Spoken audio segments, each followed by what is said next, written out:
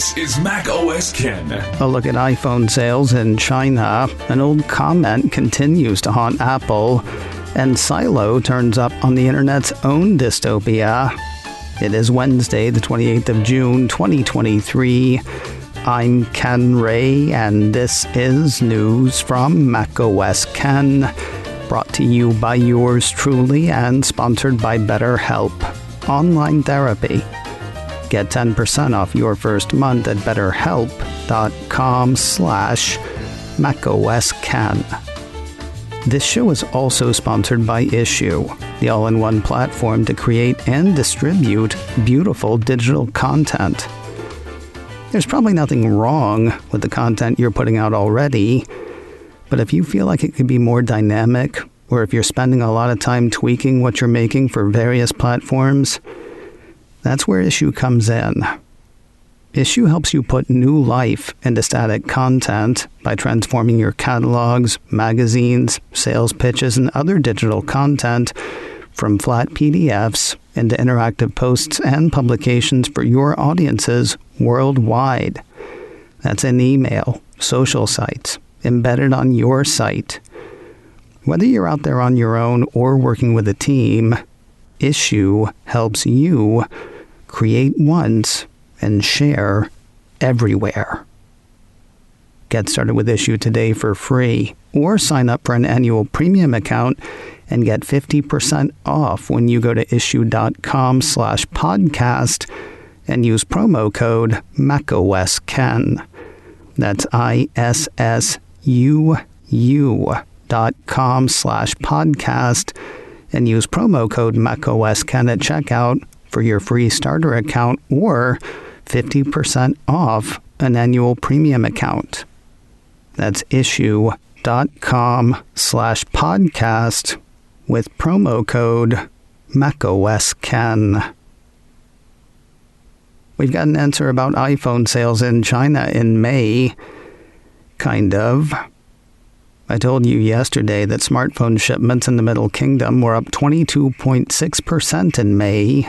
I also told you that we wouldn't know what that meant for Apple until the China Academy of Information and Communications Technology hit with numbers for imported phones. Now they have, and they don't look great for Apple, though Evercore analyst Amit Daryanani indicates that they're really nothing to worry about. Apple 3.0 ran part of a note he wrote. While the smartphone market in China was up, Academy data suggests multinational corporations in China shipments, in other words, Apple shipments, were down about 14% year over year. Seems like the kind of thing Daryanani might worry about, until you hear that April iPhone shipments in China were up 43% versus the same month a year earlier.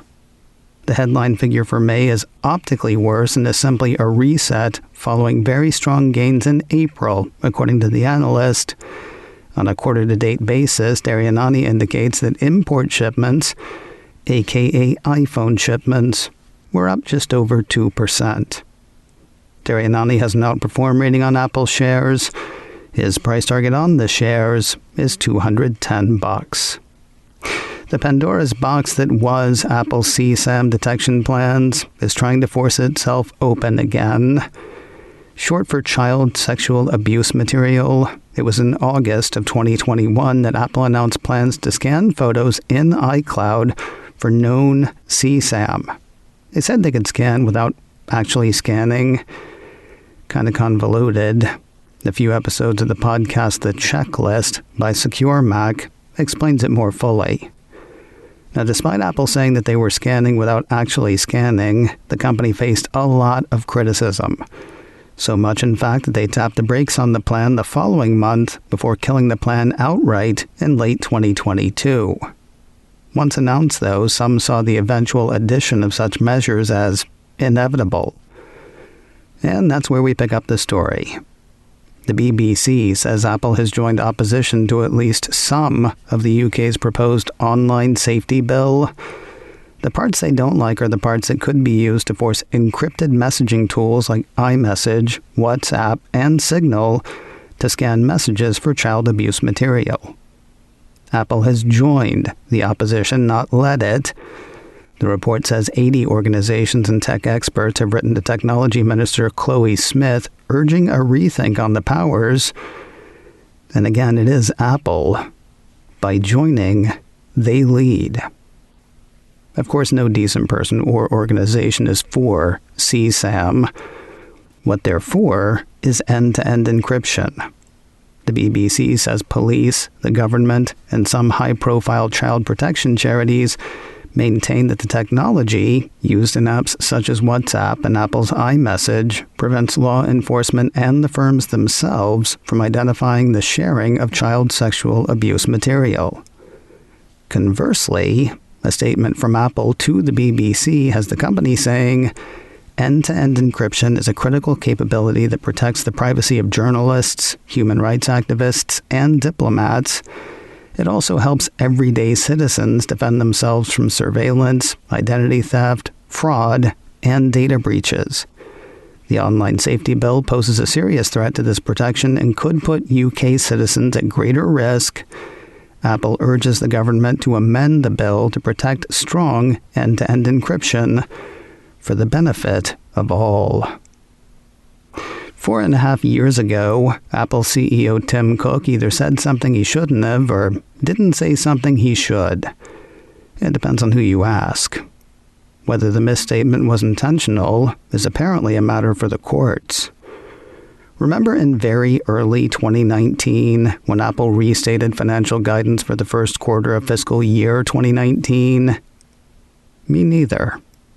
I mean, I kind of remember it happening, but the details escape me, even after rereading the letter from Tim Cook to investors letting them know what had happened. I have totally forgotten. A group of shareholders led by a British pension fund has not. A piece from 9to5Mac highlights a Reuters report on a shareholder lawsuit that began in 2020. According to that, the lawsuit stemmed from Cook's comment on the 1st of November 2018 analyst call that while Apple faced sales pressure in markets such as Brazil, India, Russia, and Turkey where currencies had weakened, I would not put China in that category. 2 months later came Apple's correction on guidance. Reuters said that led to a one-day plunge that wiped out $74 billion of Apple's market value. And that led to the lawsuit. Apple challenged the validity of the suit. Now 9to5Mac says U.S. District Judge Yvonne Gonzalez-Rogers has deemed the suit valid and will allow it to proceed. No comment from Apple on the suit. Lawyers for shareholders say they are pleased with the ruling and look forward to presenting the facts to a jury. No word in the report on when that might happen. Tuesday was another day for developer OS betas. Mac Rumors says the second day of the week saw the Cupertino company seed the fourth betas of iOS and iPadOS 16.6 to its developer program. Those were joined by the fourth developer betas of macOS Ventura 13.5, watchOS 9.6, and tvOS 16.6. If they end up in the public testing program today, do not be shocked. The price for iCloud Plus storage has gone higher in a number of countries. A piece from Mac Rumors says prices in the UK have risen about 25%. According to the report, the price for 50 gigabytes of storage has gone from 79 pence per month to 99 pence. The 200 gigabyte price has risen from £2.49 a month to £2.99. And finally, Apple's 2 terabyte plan has gone from £6.99 a month to £8.99. The piece says countries in Eastern Europe, the Middle East, Scandinavia, and South America have seen similar increases. That includes Brazil, Bulgaria, Colombia, Denmark, Egypt, Norway, Peru, Poland, Romania, Saudi Arabia, South Africa, Sweden, Tanzania, Turkey, and the UAE. Prices in Canada, the EU, and the US have not seen any increase. Apple no longer offers interest-free financing in Canada. That is the headline from another piece from Mac Rumors. The reason why is unclear. though the piece says Apple's former financing partner, PayBright, was bought by a firm in 2021. Apple now lists the latter as its financing partner in Canada. While a firm acquired PayBright over a year ago, users on Reddit say Canada's interest-free financing just stopped this month. As for what offers are available, MacRumor says they include iPhone at 7.99% for 24 months, iPad at 4.99% for 12 months, and Mac at 4.99% for 12 months. The site points out that many of Apple's financing options in the U.S. are not available in Canada, including Apple Card monthly installments, Apple Pay Later, and the iPhone upgrade program. That leaves customers in the country with few options beyond Affirm. More news in a moment, but first a word from today's sponsor, BetterHelp, online therapy. Do you know where you're going to? Do you like the things that life is showing you? Where are you going to? Do you know? That's a song, but it's also a serious series of questions. And a lot of us don't like to think about them because the answers are no, I don't know, and no. That's not living your best life. If you want an idea of where you're headed, maybe you want to chart a new course, consider BetterHelp. You know I love their online thing. Finding a therapist happens online. Talking with your therapist happens online. They've got folks who specialize in specific issues, and if you and your therapist end up not being a great fit, you can change therapists anytime at no additional cost. Want to know where you're going to? Let therapy be your map with BetterHelp. Visit betterhelp.com/macOSKen today to get 10% off your first month. That's BetterHelp, HELP.com/macOSKen. BetterHelp.com/macOSKen. I wouldn't say it's the end of an era exactly, but an old spoken word stalwart is riding into the sunset. Content creators got an email from Stitcher on Tuesday saying that service is being discontinued. According to the email, after the 29th of August 2023, listeners will no longer be able to access shows on the Stitcher app. Most Stitcher website pages will be directed to Stitcher's sister app, Pandora. No, it doesn't sound like they're trying to make Pandora a thing again. Rather, they're apparently working to drive lots of things owned by SiriusXM. A startup back in 2008, a piece on the closure from Engadget says Stitcher was purchased by Deezer in 2014, then by a subsidiary of EW Scripps in 2016, who sold it to SiriusXM in 2020. And now, they're done with it. The company's Stitcher farewell notice says SiriusXM is focused on incorporating podcasts into its flagship SiriusXM subscription business. Subscribers can listen to podcasts within the SiriusXM app, and we'll see an all-new listening experience later this year. If you're just hearing this news for the first time, by the way, and you're hearing it through Stitcher, this feels kind of awkward. In other news of other services, Paramount Plus has folded Showtime into its existing app. As a thank you to you, they've also raised the price. A piece from CNET says a Paramount Plus with Showtime subscription now costs $12 a month, a $2 increase over the current Paramount Plus premium plan. If you're thinking you just won't add Showtime, think again. Your choices are an ad-supported plan that does not include Showtime, but does include ads and has seen its price go from $5 to $6 a month. You can also pay the extra $2 for content you apparently didn't want, or you can cancel. I say content you apparently didn't want because viewers used to be able to choose to bundle Paramount Plus and Showtime for $12 a month.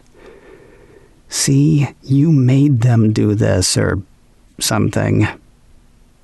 CNET has Tom Ryan, president of Paramount Streaming, saying in a statement, by integrating the Showtime premium and critically acclaimed portfolio with the service's already broad and popular slate, all at a competitive price, we will solidify Paramount Plus as a cornerstone in streaming. And you know, you if you don't want it. Dink. And finally today, Apple TV Plus has taken its hit dystopian sci-fi series Silo to the heart of the modern-day dystopia. A piece from Engadget says the Cupertino streamer has posted the entire first episode of the Rebecca Ferguson, Rashida Jones, Tim Robbins, and Other People series on Twitter. If you somehow missed this one, the piece says Silo is based on the science fiction novel Wool by American author Hugh Howey.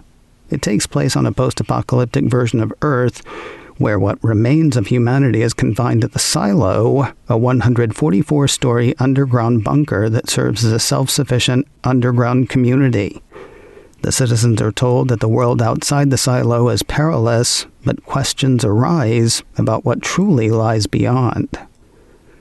10 episodes in Season 1, the 10th, lands this Friday. Episodes 1 through 9 are available to stream now on Apple TV+, or you can catch Episode 1 on Twitter. macOS Ken, brought to you by me, and sponsored by Issue. Get 50% off an annual premium account with code macOSKen at issuu.com/podcast. This show is also sponsored by BetterHelp. Get 10% off your first month at betterhelp.com/macOSKen. Advertising handled by Backbeat Media. Online at backbeatmedia.com. You can reach me a couple of ways. Info at macosken.com or call 716-780-4080. Until next time, that is news from macOS Ken. I'm Ken Ray.